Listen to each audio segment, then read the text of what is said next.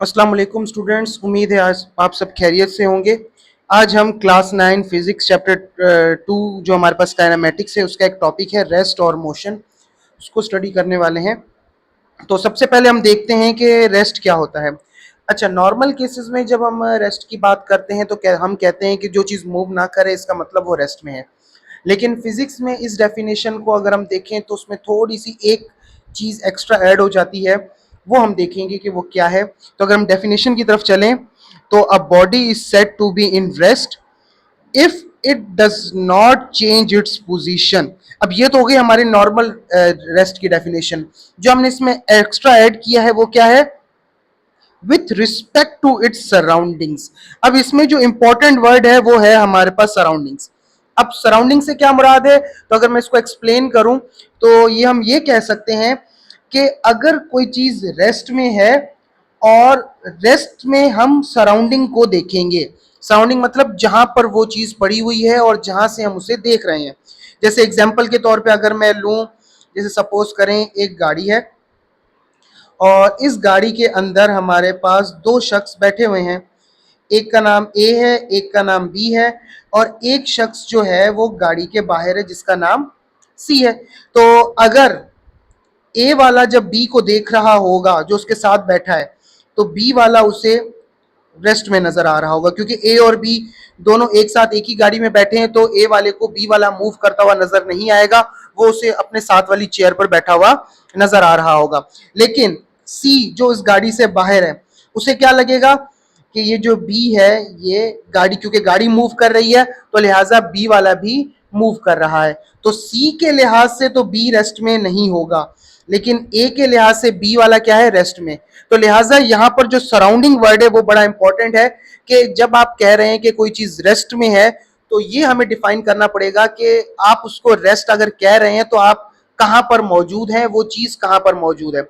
अगर वो चीज आपके साथ उसी कमरे में है, जैसे अगर मैं आपको एग्जांपल के रूम लूं कि एक रूम है, उसमें आप भी मौजूद हैं और एक सोफा पड़ा हुआ है रूम के अंदर, तो आपको तो वो सोफा रेस्ट में नजर आएगा। क्यों? क्योंकि आपकी सराउंडिंग और सोफा की सराउंडिंग सेम ही है, आप उन एक ही जगह पर मौजूद हैं, तो आपको वो सोफा मूव होता हुआ नजर नहीं आएगा। लेकिन अगर कोई शख्स मून पर मौजूद है, अब क्योंकि अर्थ तो रोटेट कर रहा है, तो लिहाजा मून वाले शख्स को वो सोफा जो है वो मूव होता हुआ नजर आएगा। तो लिहाजा रेस्ट की कंडीशन के लिए सराउंडिंग बहुत ज्यादा मैटर करती है कि आप उस चीज को कहां से देख रहे हैं, आपकी सराउंडिंग क्या है। तो फिजिक्स की जबान में हम जब रेस्ट की बात करेंगे तो हम अपने सराउंडिंग के हिसाब से बात करेंगे कि वो जो चीज है जो रेस्ट में है उसकी सराउंडिंग क्या है, हम उसको देख कहां से रहे हैं। सेम इसी तरीके से मोशन भी है। A body is said to be in motion if it changes its position with respect to its surrounding. कि सराउंडिंग के लिहाज से अगर वो अपनी पोजीशन को चेंज करे। जैसे अगर हम सी की बात करें तो सी वाले के हिसाब से जो बी है वो मोशन में है। क्यों? क्योंकि जब सी बी को देख रहा था तो गाड़ी चल रही है। अब चलती हुई गाड़ी में बी भी आगे की तरफ मूव कर रहा है, तो सी को लगेगा कि बी क्या कर रहा है, वो मोशन में है, वो आगे की तरफ जा रहा है। लेकिन ए को बी जो है वो अपने साथ बैठा हुआ नजर आ रहा है, उसकी पोजीशन चेंज नहीं हो रही है। तो ए के लिहाज से बी रेस्ट में है, लेकिन सी के लिहाज से जो बी है वो किस में है? मोशन में, क्योंकि सराउंडिंग डिफरेंट है।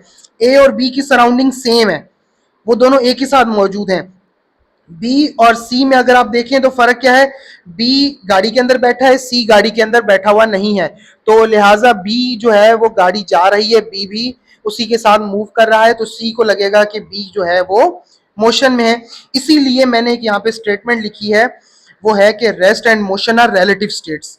इसका क्या मतलब है कि रेस्ट और मोशन फिक्स नहीं होते। जैसे मैंने कहा कि अगर कोई चीज रेस्ट में है तो लाजमी नहीं है कि वो दूसरे के लिए भी रेस्ट में हो। जैसे आपके लिए तो सोफा रेस्ट में है, लेकिन जो शख्स मून पे बैठा है उसके लिए ये सोफा रेस्ट में नहीं होगा।